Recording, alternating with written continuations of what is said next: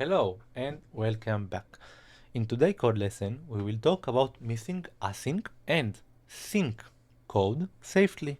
So, following the lecture on integrating async I/O with sync code, this example will illustrate us a practical approach to safely mixing asynchronous and synchronous parts of your Python application, ensuring efficient execution without blocking the async I/O event loop.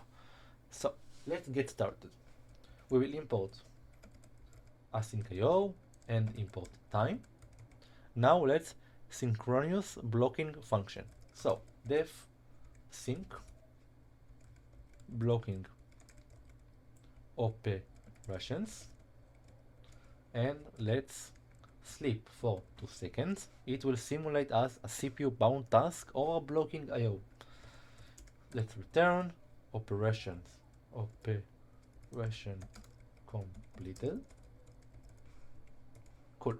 Now let's create an async wrapper to run the synchronous function into a thread pool.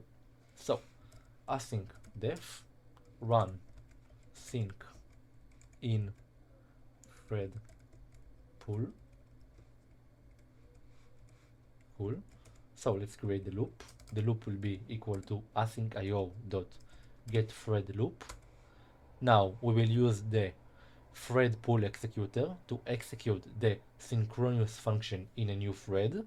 So the result will be equal to await of the loop dot run in executor.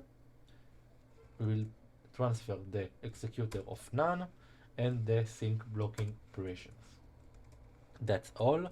Now let's print the result. Okay.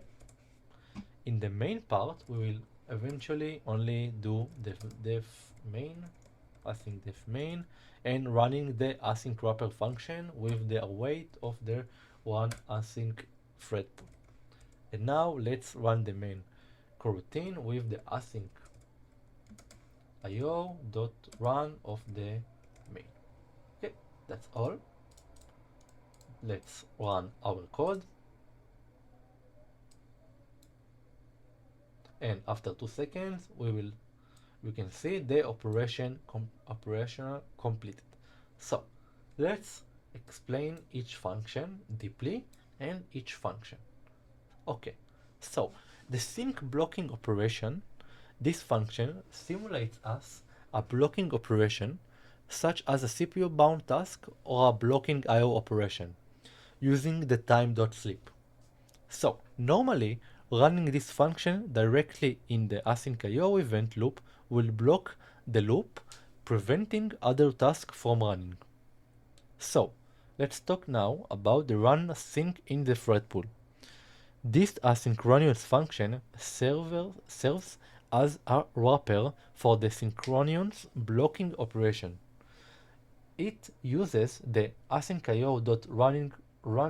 get running loop, as we already saw this function in the previous lessons, which schedule the execution of the sync function in the separate thread.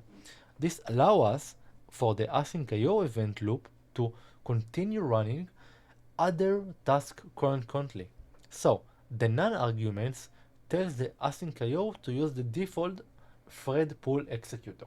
If you want to learn deeply about thread, you can take my other course about multi-threading and multiprocessing.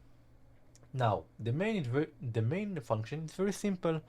The main coroutine that calls out the sync wrapper. So, it demonstrates how an async IO application can incorporate the asynchronous function without blocking the asynchronous execution flow. So, this code showcases how to blend synchronous blocks operations into async IO driven application, ensuring that the non-blocking nature of the async programming is maintained. This technique is particularly useful for integrating legacy synchronous code or libraries that not designed with the async capabilities. So I hope you understand all these functions. If not, You can watch my presentation again or watch this lecture again. You can also ask questions in the um in in the part of the Q&A, and I will answer you immediately. So, thank you very much, and I'll see you at the next lecture. Bye bye.